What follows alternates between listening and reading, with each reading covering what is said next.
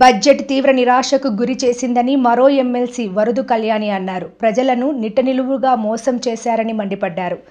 రైతులు, మహిళలు, ఉద్యోగులు, నిరుద్యోగులను మోసం చేశారన్నారు. మహాశక్తి పథకానికి నిధుల కేటాయింపుల ప్రస్తావన లేదని అన్నారు. క్లియర్గా అర్థమైంది. అలాగే ఉత్తరాంధ్ర ప్రజలకు, రాయలసీమ ప్రజలు వీళ్ళందరూ ఎంతో వెనకబడిన ప్రాంతాలు, వీటికి కూడా తీవ్ర నిరాశ గురి చేసి దారుణంగా మోసం చేసిన పరిస్థితి క్లియర్గా కనిపిస్తూ ఉంది. ఈరోజు మహిళలకైతే నెట్ట నిలువుగా అసలు ఎన్ని పథకాలు సూపర్ 6 అంటూ ఆ రోజు ప్రవేశపెడతామని ఎన్నికల టైంలో హామీ ఇచ్చి ఈరోజు ఏ ఒక్కటి ప్రవేశపెట్టిన పరిస్థితి. అసలు వీళ్ళు ఎందుకు అధికారంలోకి వచ్చారు? గతంలో జగన్మోహన్ రెడ్డి గారు ఎంతో చక్కగా పరిపాలించేవారు, ఎన్నో పథకాలు ఇచ్చేవారు. వాటికంటే డబల్ ఇస్తాము, అంతకంటే ఎక్కువ మేలు చేస్తాము అని చెప్పి ప్రజలను నమ్మించి ఈరోజు అధికారంలోకి వచ్చారు. కానీ వీళ్ళు మేనిఫెస్టోలో పెట్టిన ఏ అంశాన్ని కూడా అమలు చేయని పరిస్థితి క్లియర్గా అర్థమవుతుంది. ఈరోజు మహాశక్తి పథకం గురించి అయితే అప్పుడు ఎన్నికల టైంలో ఎంతగా గొప్పలు చెప్పుకున్నారు. ఎందుకు మొన్న సమావేశాల్లో హోంమంత్రి గారు అయితే మహాశక్తికి నిధులు కేటాయించామని ఈనాడు పేపర్ చూసి కౌన్సిల్లో చెప్పేయడం జరిగింది. చూసేసరికి ఆ బడ్జెట్లో కేటాయించలేదు.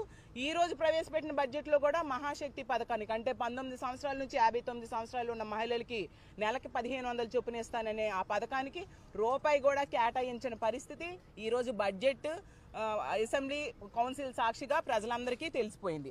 అలాగే తీసుకుంటే 20 లక్షల ఉద్యోగాలు ఇస్తాము లేదా 3000 రూపాయలు నిరుద్యోగ భృతి అన్నారు. దానికోసం కూడా ఒక్క రూపాయి కూడా కేటాయించకుండా నిరుద్యోగులు నెట్ట నిలువుగా మోసం చేసిన పరిస్థితి అందరూ చూసాం.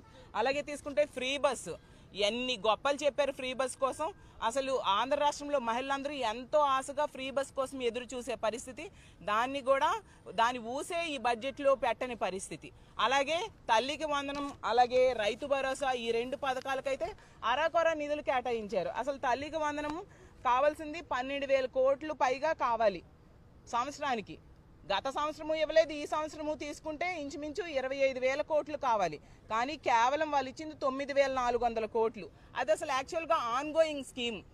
జగన్మోహన్ రెడ్డి గారే ముఖ్యమంత్రి అయి ఉంటే ఈ టైంకి చక్కగా తల్లికి వందనం మొన్న వచ్చేసేది, ఈ సంవత్సరం కూడా వచ్చేది. సో ఆ సంవత్సరం ఎగ్గొట్టమే కాకుండా ఈ సంవత్సరంలో చాలా తక్కువ నిధులు కేటాయించిన పరిస్థితి మన అందరము చూసాం. అసలు గత ఏడాదేమో 5,387 కోట్లు కేటాయించారు మొన్న బడ్జెట్లో, గతసారి బడ్జెట్లో.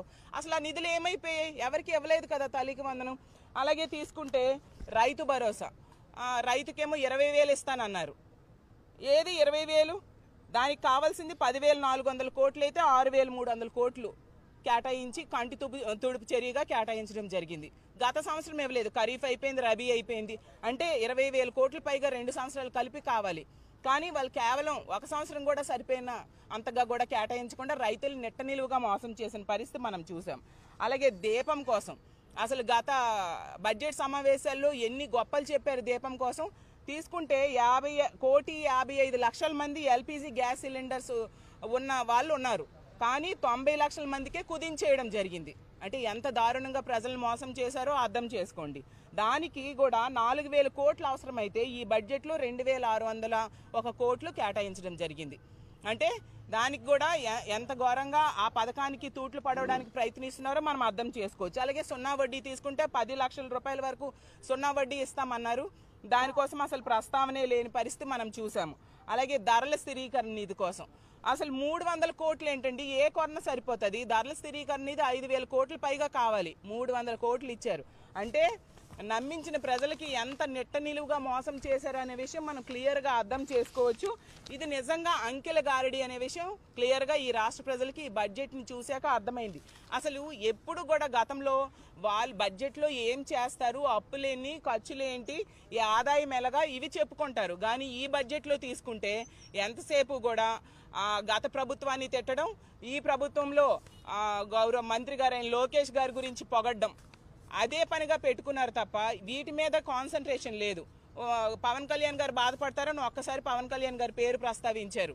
ఈ లోకేష్ గారిని పొగడ్డానికి చూపించే శ్రద్ధ ఈ ఇచ్చిన హామీలు అమలు చేయడంలో ఉంటే ఎంతో బాగుండేదని మేము భావిస్తూ ఉన్నాము.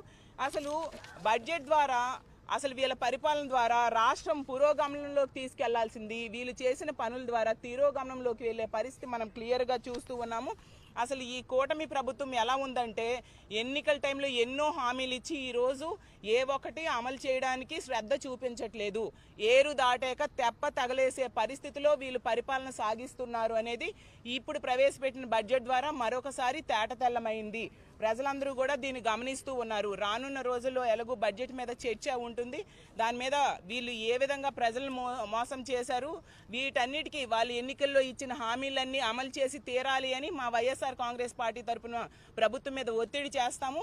ఇలాంటి నిరాశాజనకమైన బడ్జెట్ ప్రవేశపెట్టినందుకు నిజంగా చాలా బాధగా ఉందని తెలియజేసుకుంటూ